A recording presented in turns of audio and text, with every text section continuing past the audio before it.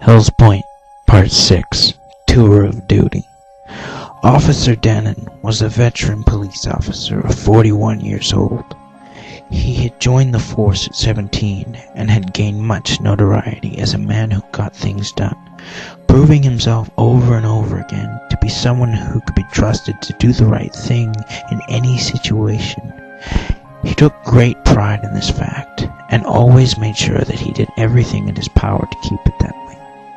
He met his wife Bethany soon after he became a police officer, but they waited to have children until Tom could afford to buy them a house. They now had a 10-year-old daughter named Sarah. He loved them both more than anything in the world. Tom's alarm rang at exactly 5 a.m. that morning as he rolled over and put his feet down on the cold hardwood floor. It was cold for a summer morning, he thought. Bethany yawned and opened her eyes sleepily, smiling up at Thomas. "See you when you get back," she said. "Last week on the job," he said, as he kissed her forehead.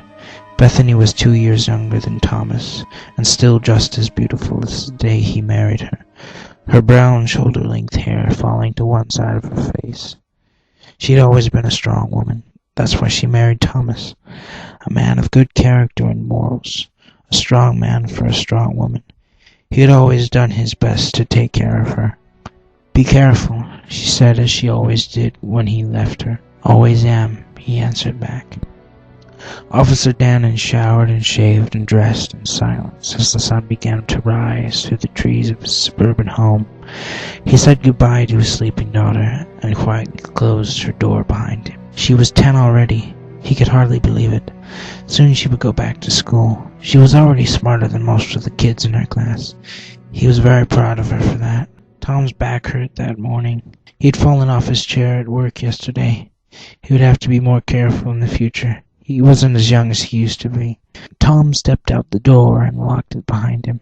The wind was heavy that morning as he started up his police cruiser and headed through the sleepy streets of Brass. Mr. Collins would just be waking up now to walk down to the grocery store. Everything was quiet, just the way he liked it. As he pulled into the police station, he saw that Chief Hines was standing on the steps outside the building, by the monument to all the police officers lost in the riot 7 years ago. It was a statue of 2 police officers standing side by side. Tom got out of the cruiser and walked up to meet the chief. He clapped a shoulder on one of the concrete officers. "A damn shame, you know, that we lost so many good men that day." Tom nodded and frowned. "It was a bad day for all of us, Chief," he said solemnly. The chief looked lost in thought for a moment, but it soon passed. "I've a case for you, Tom," he said seriously, in a tone that was all business. Tom shook his head. "You know I can't do that, Cam. I've only got a week of duty left, and Beth would kill us both if anything happened to me." Hines nodded. "I know, but I figured you would want to handle this personally. It's Carowitz, Tom. He has escaped." Tom's face went stony. "Bobby Carowitz?" he asked, fearing the worst. "I think you'd better come inside, Tom."